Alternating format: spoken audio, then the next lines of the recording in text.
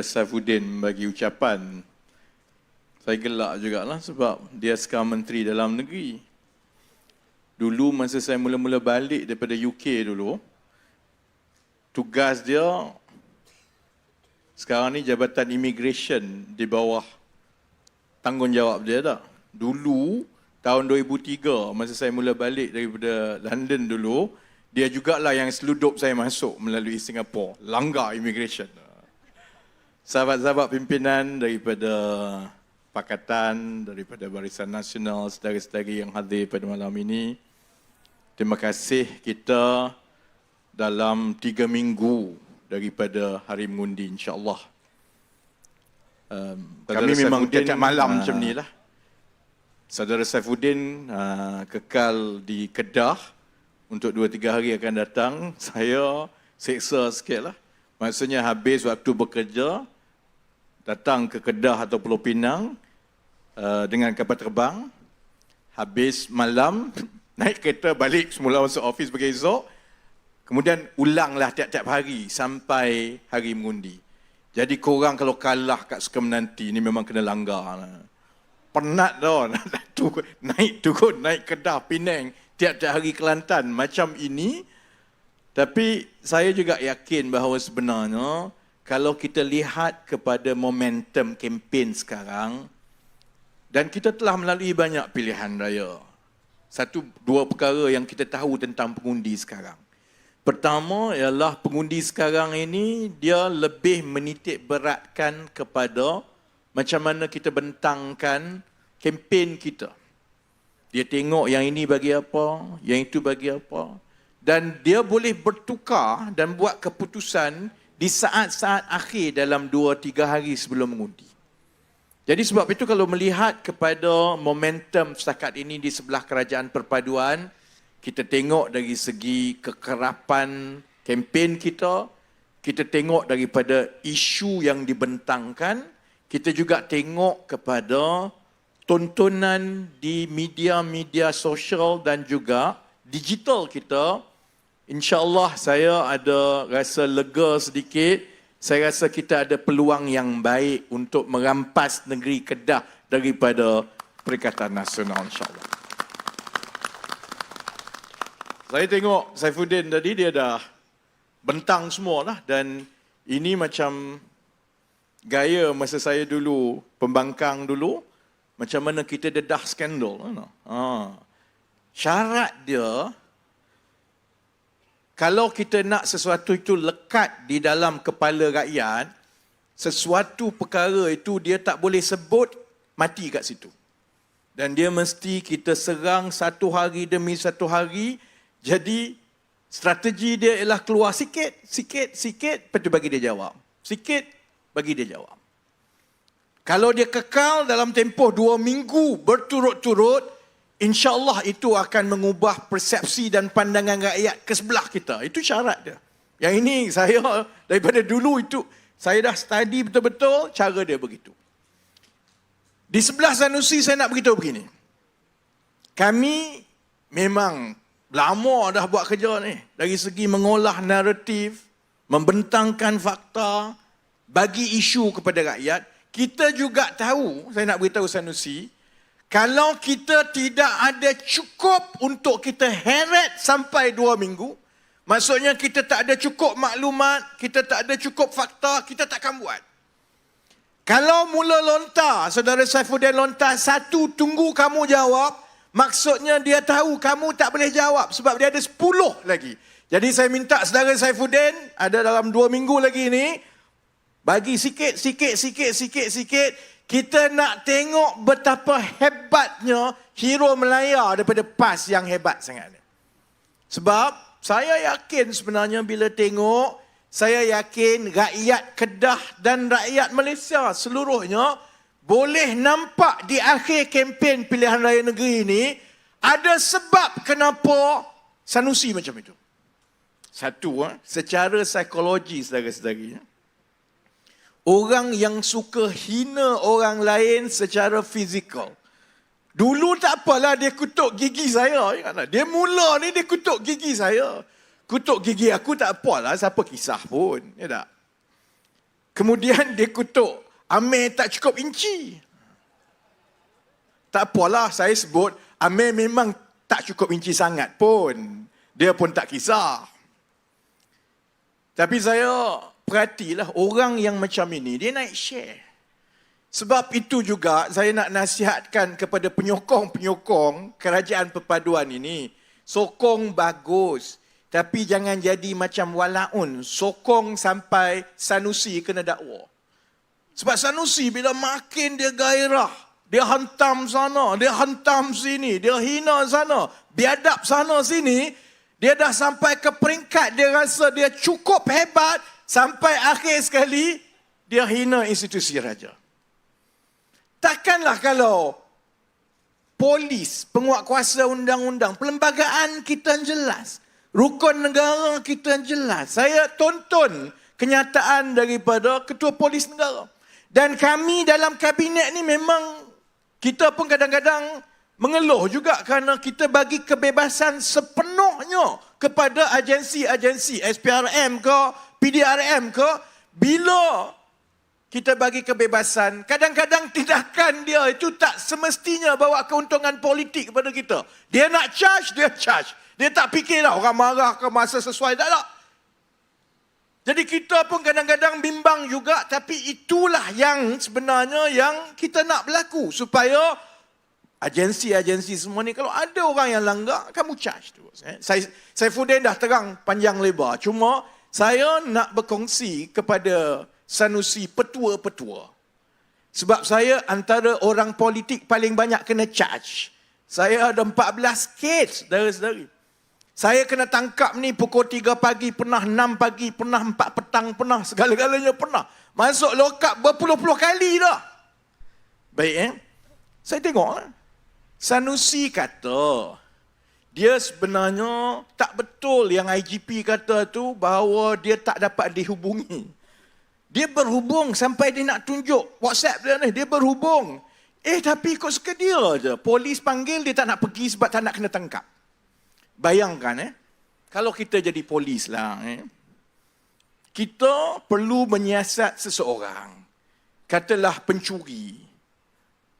Kita tahu, kita rasa dia kena siasat untuk. Sebab dia disyaki mencuri. Jadi nak selesaikan kertas siasatan. Kita pun telefonlah dia, kata kamu kena datang ke balai polis sebab kami nak ambil kenyataan, nak siasat. Tiba-tiba pencuri yang disyaki itu kata, saya tak nak pergi sebab nanti saya kena tangkap. Confirm kau kena tangkap. Memanglah itu kerja polis. Sebab itu saya nak bagi nasihat kepada Sanusi. Saya yang turun naik lokap mahkamah semua ni kan. Dulu masa aku selalu masuk mahkamah, kena tangkap semua. Pernah tak berlaku cerita besar pasal kena tangkap lah, tak berhubung lah, tangkap lah. Polis ada kuasa, saya ada hak, kita dua-dua pihak berkuasa, kerajaan ke, rakyat ke, pembangkang, kita semua ini perlu patuh kepada perlembagaan dan undang-undang yang sama. Apa istimewanya kamu menteri besar ke, ahli parlimen ke, saya dulu ahli parlimen, pimpinan kanan parti ke. Kita semua ada undang-undang yang sama dan undang-undang itu bagi hak kepada semua. Hak polis di sisi undang-undang siasat. Hak rakyat macam saya, bila kena panggil, dia panggil, saya pergi. Dia kata dia nak datang pejabat, datanglah. Sebab saya tahu hak saya bila disoal siasat ialah jawapan saya ni memang terkenal. Semua pegawai polis yang pernah mengendalikan kes saya dah tahu. YB nak jawab macam dulu ke? Saya tak jawab lagi, dia dah tanya. YB nak jawab macam dulu ke? Sebab jawapan kita ada hak di sisi undang-undang. Iaitu, saya menggunakan hak saya untuk tidak menjawab kerana saya akan jawab di mahkamah sekiranya dituduh. Sebab saya tahu, paling kurang untuk kes saya lah. Saya yakin bahawa saya ada fakta yang kukuh. Kalau betul saya langgar undang-undang, dakwa saya. Saya masuk mahkamah, saya lawan, saya menang semua 14 kes tau. Tak ada apa bergaduh dengan polis. Tak ada apa bising semua. Tak pernahlah saya kata saya diputar belit. Putar belit apa satu dunia tahu. Anak aku 10 tahun pun boleh faham saudara-saudari. Tak payah nak ambil pakar-pakar bahasa. Saifuddin tak sebut lagi. Saya tengok lebih awal ucapan dia. Bila dia sebut tentang Susur Galuh Sultan Kedah, yang itu sebenarnya dia memberi gambaran pasal Susur Galuh Sultan Selangor. Lagi teruk. Dia bukan saja mempersoalkan tentang kewibawaan dan kebijaksanaan Sultan Selangor. Pilih Menteri Besar. Dia secara tidak langsung, kalau kita baca, kita dengar, dia juga mempersoalkan tentang Susur Galuh orang lain. Kalau saudara-saudari kena, tak payah Sultan, orang persoal Susur Galuh, you marah tak? Cuma Sanusi dia rasa hebat. Dia rasa dia ni lebih popular daripada semua orang lain, maka sebab dia popular, dia ada hak untuk hina orang. Tapi psikologinya, ingat tak saya sebut tadi psikologi? Psikologi manusia ini, orang yang suka menghina, merendah-rendahkan, memperlekeh orang lain sebab dia sebenarnya tak yakin dengan diri dia sendiri. Kalau dia yakin dengan diri dia, dia betul-betul yakin dengan kekuatan pentadbiran dia.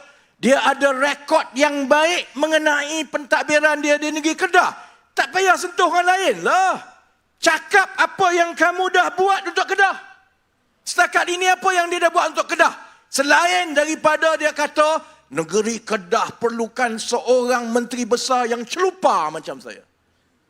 Hebat dah sebagai menteri besar celupa. Kalau nak jadi celupa, tak payah Sanusi lah. Ramai lagi orang Kedah boleh jadi menteri besar kalau syarat dia celupa. Sampai sekarang dia tak boleh nak bentangkan sebenarnya apa yang dia dah buat untuk Kedah. Apa yang dia telah perbaiki dari segi ekonomi. Apa rancangan dia kalau dia terus jadi menteri besar. Sebab itu saudara-saudari, taktik orang politik. Kalau dia tak boleh jawab, kalau dia tak boleh nak bentang, dia tak ada idea, maka dia mula main soal perkauman, soal emosi, soal agama. Cuma sekarang ni, saya rasa Sanusi pun, tidur malam pun, tak lena juga. Dia boleh cakap besar depan rakyat ni. Saya tahu dia tidur malam tak lena. Sebab daripada ceramah politik, semua perkara yang cuba ditenggelamkan selama ini, itu dia mula timbul satu persatu. Dan kita dah sebut, ini ke arah kempen sampai 2-3 minggu lagi ni, satu persatu akan keluar saudara-saudari. Selama ini, selama 6 bulan, kami di peringkat pimpinan, baik kerajaan persekutuan, baik kerajaan negeri, kita ambil alih kerajaan, kita sedar bahawa kita ada cabaran yang besar. Bukan saja soal struktur di negara ini, tapi kita juga tengah berada di tengah-tengah ketidaktentuan ekonomi dunia. Amerika bermasalah, China bermasalah. Jadi kita tahu kita kena tumpu 100% kepada menguruskan negara. Sebab itu awal-awal sebelum ini, orang tanya saya politik pun, saya tak pernah jawab. Saya kata tak apalah, politik itu kemudian kami nak tumpu soal dasar, soal membaiki. Jadi 6 bulan sebenarnya, segala tomahan, permainan emosi, persepsi yang Sanusi dan kawan-kawan dia buat ni tidak dijawab. Sekarang ini 2-3 minggu nak masuk pilihan raya, kami akan jawab tiap-tiap malam. Dan bila kami jawab tiap-tiap malam, saya yakin beberapa perkara. Pertama, yang menentukan menang kalah sesebuah parti dalam pilihan raya bukan penyokong tegar kita. Marilah parti kuat mana pun, tidak ada parti yang menang dengan kekuatan penyokong tegar dia. Semua parti dalam dunia ini menang dengan sokongan pengundi atas pagar. Dan mana-mana pilihan raya akan ada antara 20 ke 40% pengundi atas pagar. Dan pengundi atas pagar inilah yang sebenarnya mendengar, melihat. Dan dia nak lihat beberapa perkara. Perkara pertama, dia nak lihat dari segi tata kelola dan bersihnya sesebuah pentadbiran. Tambah sekarang dia boleh banding. Di peringkat persekutuan ada kerajaan perpaduan. Di peringkat negeri, ada Perikatan Nasional. Tambah pula Perikatan Nasional masuk pilihan raya yang lepas, dia kata dia PN bersih dan best. Bersih. Kami yang PKR pun tak pernah berani mengaku bersih, saudara-saudari. Kita pun tak pernah mengaku yang kita ni tak pernahlah ada risiko tergelincir. Sebab kita tahu politik ni semua ada risiko itu. Soalnya ialah parti dan pentadbiran mana yang telus, yang ambil tindakan supaya mana-mana yang berani tergelincir, kamu masuk. Baik, Dulu pilihan raya lepas, dia duk jual kepada semua orang. Dia bersih, dia bersih, dia bersih, dia bersih. Bila kita masuk pilihan, kita masuk ambil alih pentadbiran kerajaan, mestilah kena buka balik fail. Buka balik fail ni bukan sebab dendam. Buka balik fail ni sebab cari duit. Duit kerajaan biasalah kena kutip segala duit yang ada. Duit kerajaan ni kutip balik demi rakyat. Takkan kita nak biarkan duit ni habis kontrak entah apa-apa. Jadi kita semak satu persatu dengan tujuan untuk kita pastikan setiap satu sen duit rakyat itu dia akan sampai kepada tujuan dan nilai yang terbaik untuk rakyat. Jadi bila buka, sedari-sedari tahu apa yang jadi. Tengok projek tebatan banjir.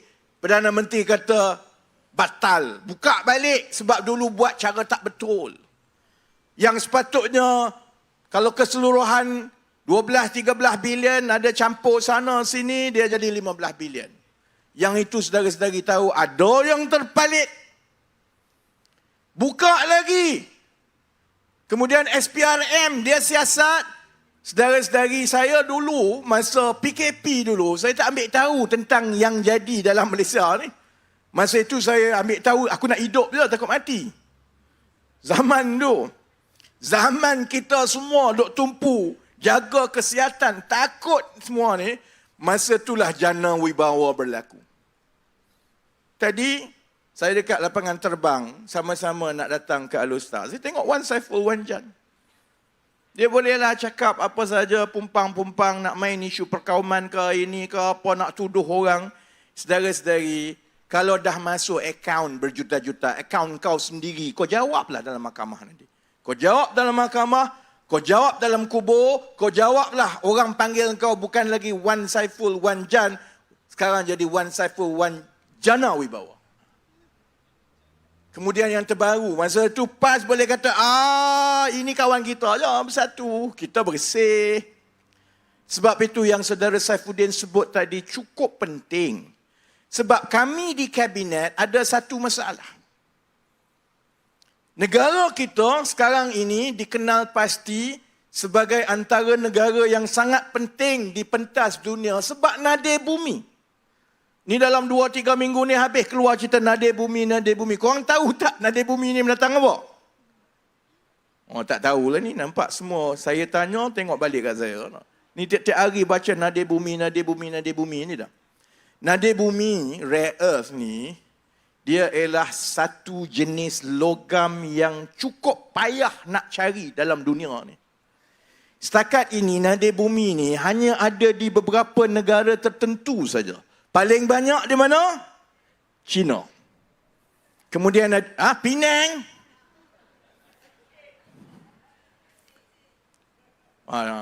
Paling banyak di China.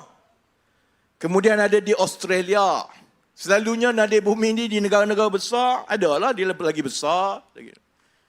Tapi kebelakangan ini, kajian-kajian menunjukkan bahawa Malaysia juga adalah antara negara yang berpotensi ada paling banyak juga nadir bumi. Nadir bumi ni dia logam istimewa yang digunakan di dalam aplikasi elektronik yang paling tinggi teknologi dia. Maksudnya ialah dalam benda-benda yang macam iPhone semua elektronik ni sebenarnya ada nadir bumi. Tapi dia digunakan dalam kuantiti yang cukup kecil. Tapi kalau tak ada dia, tak boleh guna. Tak boleh ada robot. Tak boleh ada benda-benda yang kita pakai harian. Beli mahal barang-barang elektronik ini. Nadir bumi ni harga dia beribu kali ganda lagi mahal daripada emas. Yang itu yang Sanusi 2-3 tahun yang lepas, yang dia seronok sangat, dia boleh beritahu kepada rakyat Kedah, negeri Kedah ini ada kekayaan 43 trilion. 43 trilion. Saudara-saudari tahu tak berapa saiz ekonomi negara kita? Lebih kurang 1.7 trilion. Maknanya kalau ikut Sanusi, oleh kerana nadir bumi, potensi nadir bumi yang ada di Sek lah salah satunya, dan tempat-tempat lain, maksudnya negeri Kedah ni berpotensi jadi 40 kali ganda lagi kaya dari keseluruhan Malaysia. Baik. Jadi di peringkat kami, bila kita ambil alih kerajaan persekutuan, kami memang dari semasa ke semasa dimaklumkan mengenai penyeludupan haram nadir bumi. Jadi dia jadi isu negara sebenarnya. Sebab kita tahu nadir bumi ini bukan saja penting dari segi nilai ekonomi, dia juga ada nilai strategik geopolitik. Kerana negara yang kawal nadir bumi, maka dia adalah negara yang cukup berpengaruh di dunia. Orang kena jaga negara itu, dia sekat saja nadir bumi, susah negara-negara lain yang memerlukan nadir bumi ini untuk segala aplikasi teknologi elektronik dan sebagainya. Baik. Jadi saya tak tahu jong pangkal sebenarnya, yalah saya tak campur. Cuma dari semasa ke semasa dimaklumkan tentang penyeludupan nadir bumi terus berlaku. Dan kita tahu antara sumber yang banyak yang menyumbang kepada penyeludupan nadir bumi ini adalah dari Kedah. Cuma saya tak ambil tahulah, aku banyak kerja lain. Dia jadi kerja saya pasal nadir bumi ni, Saifuddin kerja dia sebab dia kena halang penyeludupan ni. Sebab tu dia tahu nama Cina tak Cina, siapa pasport semua dia tahu. Bukan sebab dia nak hukum Sanusi, bukan sebab nak cari salah dengan PAS. Ini masalah negara. Di peringkat kami pula, terutamanya kementerian saya, Kementerian Ekonomi, dengan Kementerian Nik Nazmi, Kementerian Sumber Asli, benda itu jadi masalah kami. Kerana sampai sekarang, negara kita sebenarnya sebelum ini, tak ada sebarang undang-undang pasal nadir bumi. Negara lain yang lebih maju, oleh kerana pentingnya nadir bumi ini, ada kerangka dasar yang cukup jelas. Boleh ekspor ke tidak? Aktiviti apa nak buat? Siapa boleh buat? Banyak mana? Lesen macam mana? Kita tak ada lagi, saudara-saudara. Jadi dia jadi masalah saya kerana kementerian saya, Kementerian NIK, Kementerian Pelaburan MITI, kita dengan secara cepat perlu menggubal undang-undang. Sebab kalau tidak, sementara Kementerian Dalam Negeri dan agensi penguatkuasa nak hentikan penyeludupan ini, dia mesti bolos juga, mesti ada. Baik, Sebab itu saya tahu pasal nadir bumi.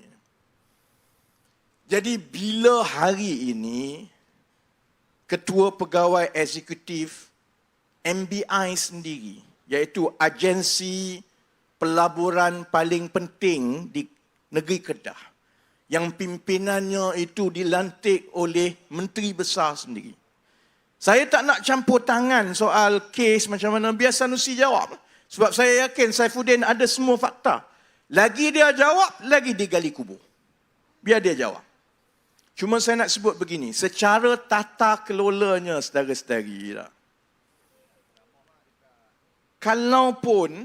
kalau saya jadi Menteri Besar sesebuah negeri, saya lantik seseorang untuk mentadbir agensi pelaburan paling penting kerajaan negeri.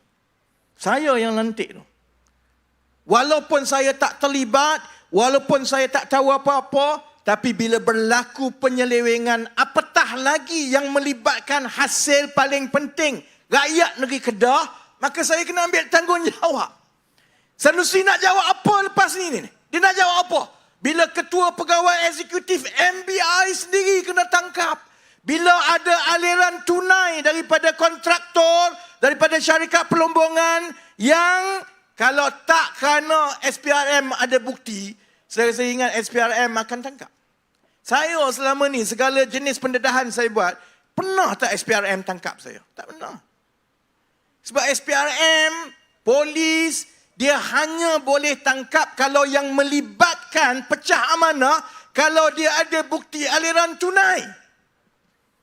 Jadi kalaupun Sanusi tak jawab, tak terlibat, dia ada tanggungjawab moral untuk jawab dengan orang Kedah berapa banyak sebenarnya hasil negeri Kedah yang paling bernilai ini yang telah bolos di bawah pentadbiran dia yang berkait pula dengan pegawai-pegawai tinggi yang dia lantik.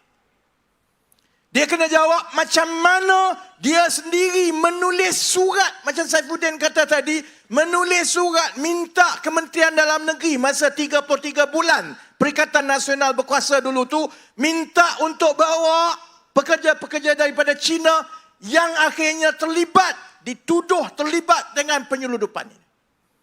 Sebab itu yang muda-muda dekat Kedah ni, saya nak beritahu, kamu mungkin suka Sanusi lah. Sekarang kamu sukalah. Tapi kalau kamu tidak berhati-hati, 10-15 tahun lagi, sementara negeri-negeri lain yang ada nadir bumi ini, kalau mereka takbir nadir bumi mereka dengan baik, tak ada penyeludupan, tak bolos, tak ada penyelewengan, negeri lain semua jadi kaya macam Wakanda, kamu kekal jadi miskin macam sekarang. Yang tua-tua yang berumur macam kita ni, kita faham. Yang muda-muda ni, dia tak tahu sebenarnya bila kita berbincang soal tata kelola, dia sebenarnya soal wang rakyat, harta rakyat dan masa depan kamu. Kerana kamu sekarang muda, kamu mungkin tak rasa apa-apa sebab duduk rumah dengan mak ayah, minta duit dengan mak ayah, kalau kerja pun tak banyak tanggungan lagi. Lama-lama kamu juga akan berhutang macam kita, tanggungan banyak. Masa itulah kamu baru fikir, kalaulah dulu kita ada kerajaan negeri yang bekerjasama sepenuhnya untuk mendapat nilai terbaik daripada nadir bumi, tak adalah kita jadi macam ni. Baik, okay, itu perkara pertama. Maksudnya apa dia? Pengundi atas pagar nak masuk pilihan raya, dia akan nilai dari segi prestasi dan kredibiliti keamanahan. Sebab kita nak lantik orang jaga harta kita ni. Pengundi masuk pilihan raya, dia nak pilih orang yang dia paling yakin sekali amanah, boleh mentadbir. Kalaupun dia tak sakau duit, paling kurang dia tak tidur masa dia buat kerja sampai orang lain boleh sakau duit. Itu yang pertama pengundi atas pagar tengok. Perkara kedua yang pengundi atas pagar tengok ialah dia nak tengok dari segi kemahiran, kecekapan, dari segi kebijaksanaan, dari segi wawasan, dari segi pengetahuan yang mendalam mengenai pentadbiran. Kerana kita perlukan kedua-duanya untuk memacu sesebuah negeri atau negara nak jadi maju. Amanah pun kita perlu, tata kelola pun kita perlu, tapi kita juga perlu pimpinan yang berwawasan jauh, yang tahu, kalau aku ada nadir bumi ni, aku perlu bangunkan dengan baik dan aku perlu pertahankan, aku perlu pastikan supaya aku jangan cari jalan singkat nak dapat duit cepat. Kalaupun perlahan saja kita dapat hasil awal-awal, asalkan hasil itu berkekalan untuk generasi masa depan, supaya orang selepas aku ini akan terus dapat nikmat daripada hasil bumi yang Allah kurniakan ini. Baik, yang bab ini yang saya nak jawab sebagai Menteri Ekonomi. Ini tak ada kena-mengena dengan Sanusi sangatlah, tapi pasal Perikatan Nasional. Sebab sejak Kerajaan Perpaduan ambil alih Disember 2022, kami tumpu beberapa perkara yang kami rasa paling penting dahulu. Pertama, kita tumpu kepada kedudukan sosioekonomi setiap keluarga. Memang betul. Saya sebagai Menteri Ekonomi bertanggungjawab kepada perancangan dan pembangunan ekonomi jangka panjang. Ni soal pasaran saham mata wang ni sebenarnya bukan kerja saya pun. Tapi saya tahu juga bahawa perancangan ekonomi dan kerangka ekonomi jangka panjang itu juga akan mempengaruhi keputusan pelabur sekarang. Sebab mata wang turun naik contohnya, pasaran saham turun naik, ini tak ada kena-mengena dengan pelaburan asing ke, tak ada kena-mengena dengan soal keyakinan tentang kekukuhan ekonomi jangka panjang ke. Dia sebenarnya orang jual beli saham, jual beli duit. Dia nak buat untung. Jadi hari ini dia buat macam tu, esok dia buat macam tu. Mana dia dapat untung, dia buat lah. Baik. Benda yang kita paling tumpu awal-awal ini ialah soal kebajikan ekonomi setiap keluarga. Jadi kami tumpu dua perkara. Satu, ialah soal macam mana kita nak membasmi kemiskinan dan tidak cukup dengan ambil wang bagi kepada orang, kita nak pastikan kita bina satu infrastruktur dan ekosistem ekonomi supaya yang miskin itu bila dia melalui proses ini, lepas 2 tahun, dia boleh keluar daripada kemiskinan. Dan kita nak pastikan infrastruktur itu, ekosistem itu kekal untuk berpanjangan supaya lepas satu kumpulan miskin masuk, dia keluar, dia dah tak jadi miskin, masuk yang baru, supaya kita mengajar keluarga-keluarga kita sementara kerajaan membantu mana yang perlu, kita juga nak mereka ada keupayaan untuk mengeluarkan mereka daripada kemiskinan. Itu pertama. Yang itu yang kita buat, inisiatif pendapatan rakyat. Yang kedua kita tumpu, ialah macam mana kita nak berlaku adil kepada semua keluarga di seluruh Malaysia ni. Supaya bila kita tengok dan tentukan bantuan dasar ekonomi kerajaan, mana nak bagi subsidi, mana nak bagi bantuan, kita berlaku adil kepada semua, di semua tempat, sebab selama ini kita menggunakan maklumat yang tidak mencukupi. Ini yang orang selalu persoalkan tentang pengkelasan keluarga mengikut B40, M40, T20 ni. Bila kita kelaskan semata-mata mengikut pendapatan yang diisytiharkan. Ada orang yang tak isytihar pendapatan tapi kaya, dia dapat. Patut dia tak dapat. Ada orang yang pendapatan nampak 5,000 tapi anak 10, dia sepatutnya dapat tapi dia tak dapat. Selama lebih sedekat, kita ada sistem sosioekonomi yang ada risiko keciciran yang besar. Jadi kami tumpu yang itu. Sebab itu kita buat satu sistem, iaitu yang menggabungkan semua pangkalan-pangkalan data kerajaan. Ada 297 pangkalan data kerajaan. Daripada yang besar, contohnya pangkalan data Jabatan Pendaftaran Negara. Setiap orang yang ada IC, yang beranak, semua ada dalam tu. Kemudian kita padankan pula dengan pangkalan data Kementerian Pendidikan. Kita boleh gabungkan mengikut keluarga, anak dia berapa, anak dia setiap seorang ni dapat bantuan apa daripada kerajaan melalui pendidikan. Kemudian kita gabungkan pula dengan pangkalan data Jabatan Kebajikan Masyarakat. Siapa yang dapat. Jadi kita setiap satu keluarga itu, kita boleh tengok berapa pendapatan dia, berapa perbelanjaan dia, berapa bantuan. Dan yang bersih itulah, lepas pendapatan, tolak perbelanjaan yang munasabah yang ditetapkan secara nominal oleh kerajaan, yang itulah akan bagi gambaran yang sebenar tentang siapa yang patut dapat bantuan, subsidi dan lain-lain. Yang itu yang disebut dan dilancarkan oleh Yang Amat Berhormat Perdana Menteri sebagai pengkalan data utama padu. Baik, Masa saya mula buat, tiap-tiap harilah walaun ni duk bising, kamu buat apa, kamu buat apa, kamu buat apa, tak buat kerja, tak buat kerja, tak buat kerja, tak buat kerja. Saudara-saudari, lepas 7 bulan, rakyat makin faham. Hasil mula nampak. Hasil tu contohnya, saya mula-mula bila buat inisiatif pendapatan rakyat, kita lancarkan antara perkara pertama yang kita buat ialah vending machine. Contohnya tak? Dia nampak takkan menteri buat vending machine. Dia tak nampak sebenarnya vending machine itu cara paling baik dan paling menjimatkan untuk kerajaan untuk bantu orang keluar. Dulu nak bagi orang berniaga, kerajaan kena bina gerai, buat arcade mara. Lepas tu orang tu masuk, dia kena bayar gaji pekerja elektrik semua. Akhirnya dia susah nak berniaga.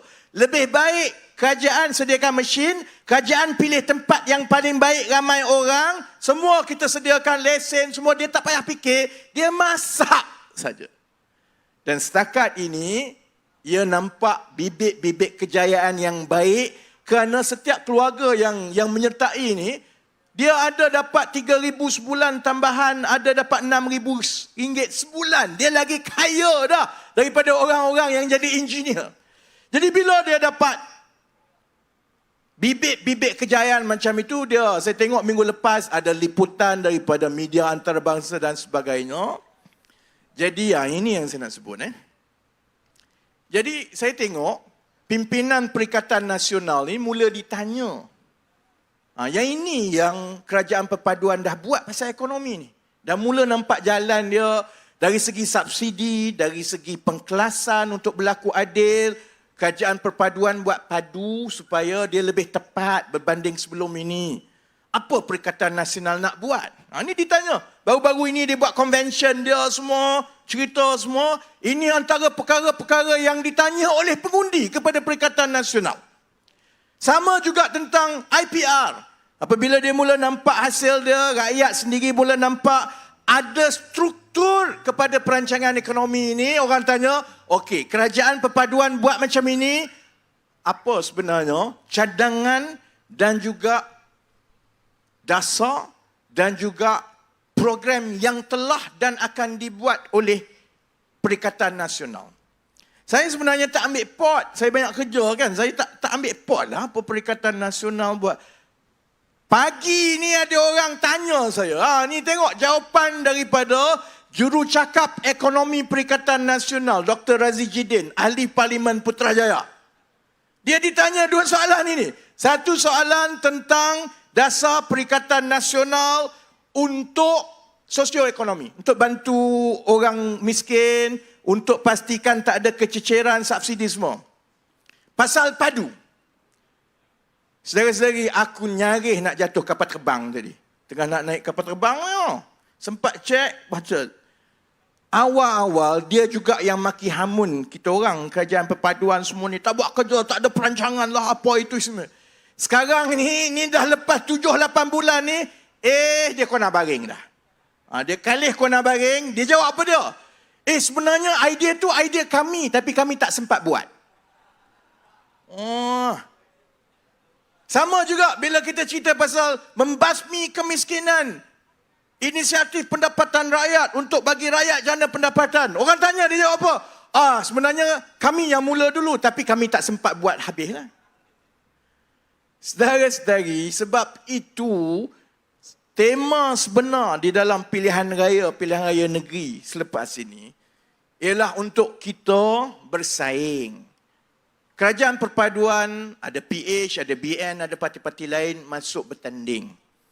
Perikatan Nasional, ada PAS, ada Bersatu, ada Gerakan masuk bertanding. Kita ada 3 kerajaan negeri yang kita tadbir. Perikatan Nasional ada 3 kerajaan negeri yang ditadbir. Kerajaan Perpaduan sekarang jadi kerajaan persekutuan. Perikatan Nasional pernah mengetuai atau menjadi sebahagian besar daripada kerajaan persekutuan selama 33 bulan. Jadi kita semua ni masing-masing ini ada peluang untuk kita bentangkan kepada rakyat apa yang kita telah buat, apa yang kita nak buat, apa rancangan kita, apa rekod tata kelola kita. Tapi saudara-saudari juga tahu, sekarang ini Perikatan Nasional dia dah kena baring. Pernah saudara-saudari dengar apa-apa daripada pimpinan PAS sampai sekarang untuk membasmi kemiskinan? Saya tengok bila saya panggil semua ahli-ahli parlimen daripada daerah-daerah termiskin di Malaysia, dan daripada banyak daerah termiskin ini memang banyaknya datang daripada yang ahli parlimennya PAS. Dia pelekehkan je soal basmi kemiskinan ini. Bagi dia lah, dia orang ni miskin ni kita tak boleh hapuskan. Dia orang pun tak nak ditolong, dia memang macam itu. Sebab itu masa tu saya tengok je ni kat parlimen ni. Sebab tu saya dah nanti kata patutlah Kelantan 33 tahun jadi macam itu. Dia tak melihat kemiskinan itu sebagai masalah. Sebab itu sampai sekarang kita tak dengar satu patah pun daripada PAS mengenai basmi kemiskinan. Sekarang ini saya ingat Bersatu dah mula goyang. Dia tengok, alamak macam mana ini. Cuma Bersatu kona baring dia lagi hebat lah. Dia kata, sebenarnya itu idea kami. Cuma kami tak sempat buat. Kami dah rancang lama. Gila lama kau merancang. Kalau Razi Jidin, dia timbalan Menteri Ekonomi daripada Mei 2018. Lepas itu 22 bulan dia jadi timbalan Menteri Ekonomi. Lepas itu dia jadi pula Menteri Kanan 33 bulan. 5 tahun saudara-saudari. Ambo masih merancang. Sama juga dengan basmi kemiskinan. Dia kata yang ini sebenarnya yang Perikatan Nasional buat. Saya nak beritahu dan nak betulkan fakta ini supaya yang muda-muda ini tidak terpengaruh dengan cakap bohong macam ini. Saya masuk, agenda basmi kemiskinan memang jadi agenda kerajaan sejak tahun 1957. Lagipun, dasar ekonomi baru sebahagian besar tu memang kita nak basmi kemiskinan. Memang betul lah basmi kemiskinan ini dasar kerajaan. Yang berbeza bila kerajaan perpaduan ambil alih ialah kita mengenal pasti beberapa perkara. Sebelum ini pendekatannya ialah bagi duit, bagi barang. Lepas tu ikut suka kamu lah nak ambil duit. Kira kerajaan dah buat kerja lah. Pandai-pandailah kamu. Tapi bila kita tengok dari segi kejayaan, dia mencabar.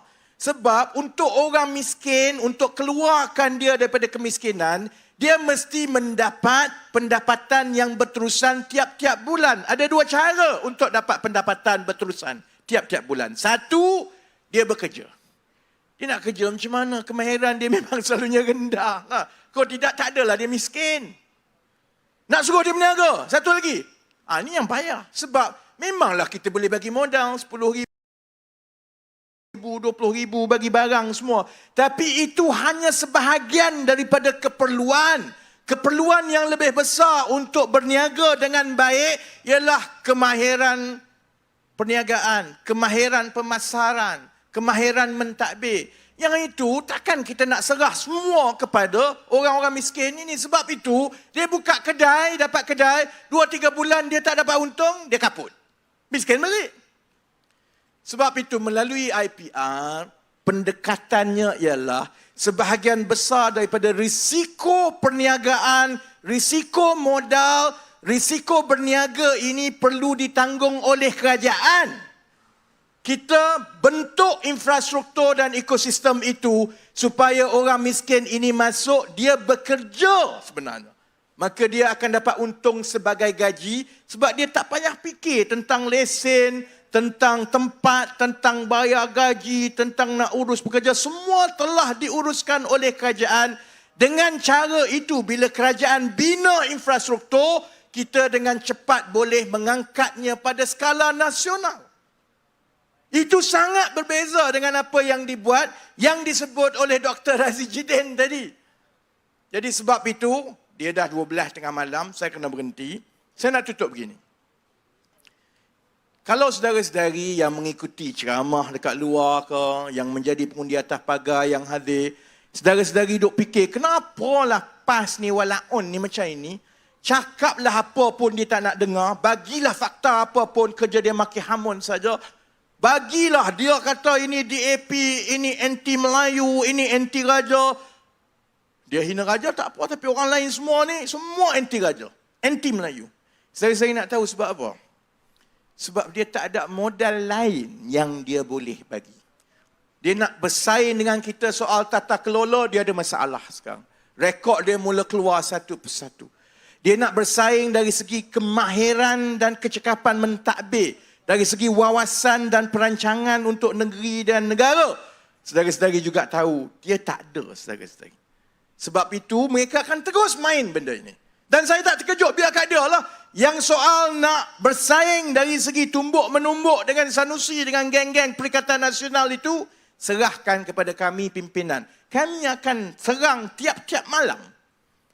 Yang saya mohon satu saja kepada pengundi-pengundi atas pagar, tugas saudara-saudari ialah tumpu kepada dua perkara tadi. Soal rekod tata kelola parti-parti yang bertanding, soal rekod pengurusan, kecekapan dan wawasan ekonomi dan kesejahteraan parti-parti yang bertanding. Kerana saya yakin bila itu berlaku, insya-Allah kita akan dapat meyakinkan pengundi-pengundi atas pagar untuk mengundi calon-calon kerajaan perpaduan Dan saya doakan insya-Allah dalam 2-3 minggu akan datang momentum itu kekal dan kita insya-Allah berada dalam jangkauan untuk mengambil alih kerajaan Kedah selepas ini supaya hasil bumi macam nadir bumi tadi itu dapat dibangunkan dengan baik dan demi kekayaan generasi-generasi akan datang. Jadi terima kasih banyak-banyak. Saya nak kena balik ke Kuala Lumpur esok masuk pejabat. Korang tak apa, kerja kat sini je. Saya kena balik dengan kereta 5 jam sampai subuh. Lepas tu, lepas subuh semua masuk pejabat balik pukul 8 lebih. Malam esok sambung lagi ceramah. Tapi jangan bimbang, ada 3 minggu lagi. Kekal dengan momentum ini. Saya doakan usaha saudara-saudari diberkati Allah. Kita jumpa balik. Saya ingat 2-3 hari lagi kita jumpa balik. Tapi di tempat lain lah, bukan di Alustar. Dengan itu, sekian. Sese, Nandri, Vanakam. Wabillahi taufiq wal hidayah. Wassalamualaikum warahmatullahi wabarakatuh. Terima kasih.